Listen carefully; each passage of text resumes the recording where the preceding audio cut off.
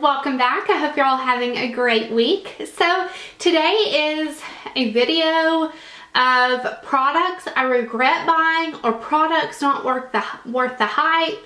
Here's the deal. I'm just gonna be real. I filmed this video like 4 months ago and I edited it and I uploaded it to YouTube and I scheduled it to go up. And then I got really nervous because I was like, I don't want to be super negative about products, for one.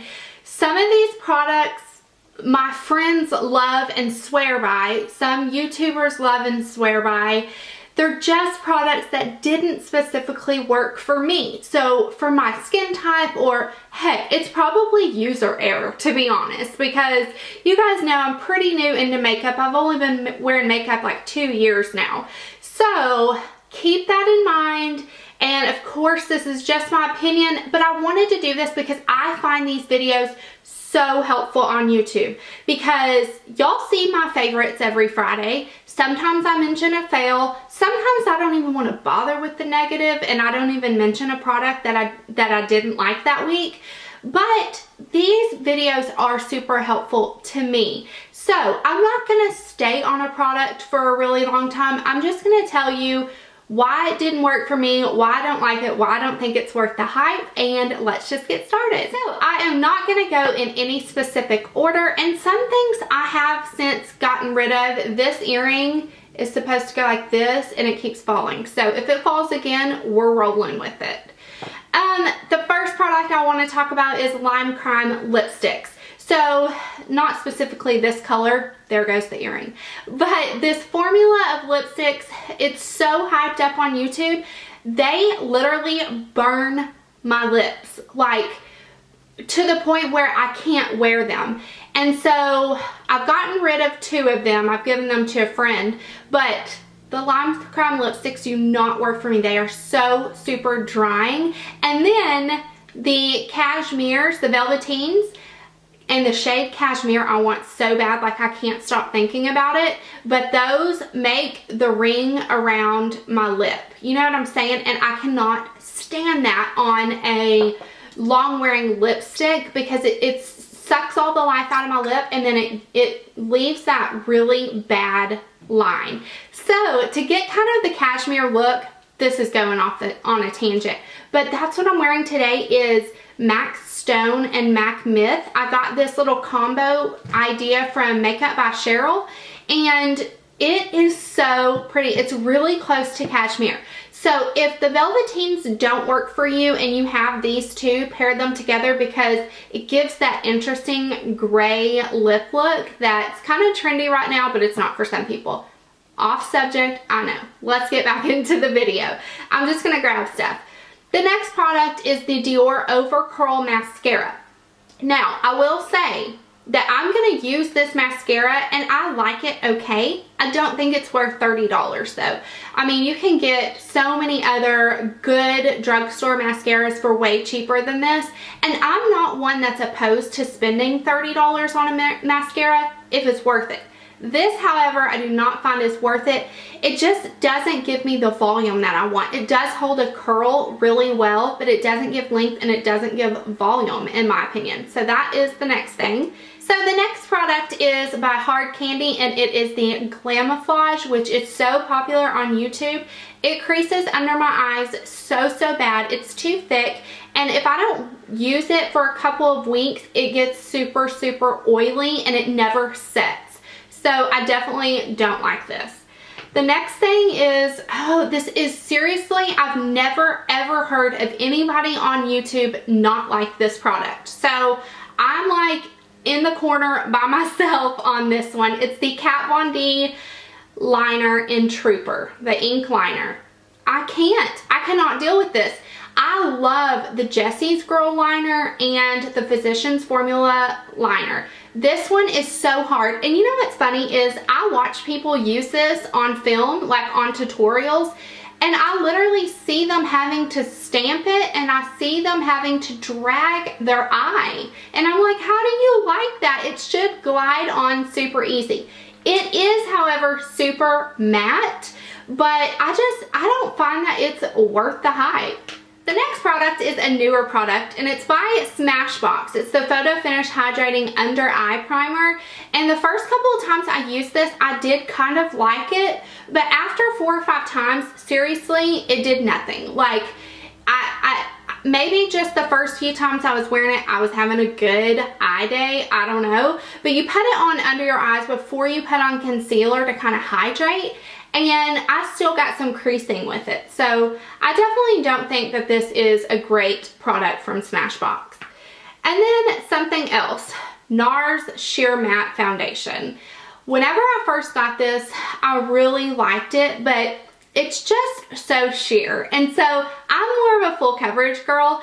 So why did I buy a sheer foundation? I thought by reviews and stuff that it was buildable, but it breaks down also super early in the day. Like after about 3 hours of wear, this is breaking apart on my skin. And so it's definitely not worth the NARS price tag, if you know what I mean.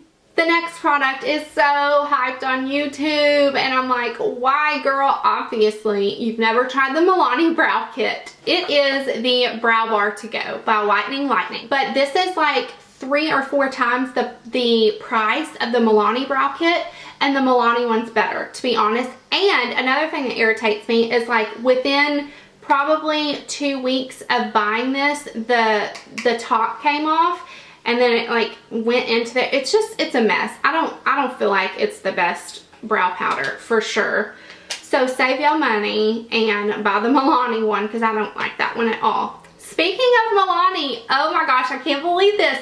Y'all are probably like, oh, she doesn't even deserve to have a YouTube channel because she doesn't like these products. But seriously, they just didn't work.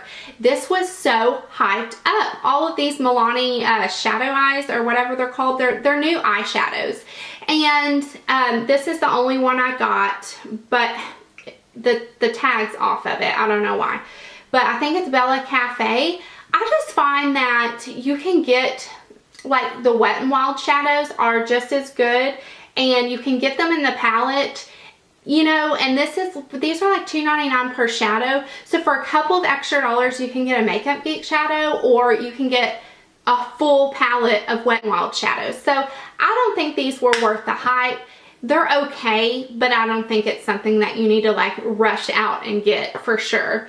And then the next product is, let's talk about this. This is just a sample size, and I've used this 3 times, and I was like, what?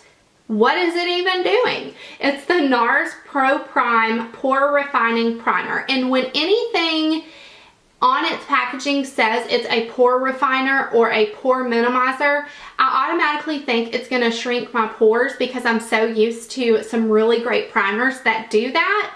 However, this did nothing, and it might have accentuated my pores. I'm not even kidding. It's the weirdest primer. It's really liquidy also, and it just did nothing. Like, it didn't prolong my foundation. It didn't even make my foundation go on smoother. So it's almost like water. It's so weird. I don't like it, and I don't recommend it. And then another thing by Makeup Forever. Now, I love the Makeup Forever eyeshadows, but this is their Technicolor palette. This may or may not have been limited edition, but it's super loud and super bam colorful. I like them. I don't think it was worth how much ever I paid for this. I think this was like $50. Wet n Wild has some shadows that are super pigmented and fun like this. BH has some palettes like this. I mean, there's so many other brands that are cheaper. Because I don't wear these colors very often, it's not worth it for me to buy a super bold eyeshadow powder palette. You know what I mean? So I definitely would save your money on this one. And then 2 other things. This is Benefit. These are their Posy Tint and Benetints. These can go on your lips or your cheeks. However, I really don't like them. I've tried. I like Posy Tint a little bit more than this, but even when I put it on my cheeks, like I'll put it on and then I'll hurry up and blend it out, and it still leaves a streak right where I did it. So then I started putting it on my finger, or the back of my hand, and then I would take it and do like that and then tap it on, and it worked a little bit better that way. I just don't think that they stain like they say they do, and it's kind of a higher maintenance product. So I definitely don't prefer these. And another staining cheek product that I don't swear by is the Balm Instain blushes.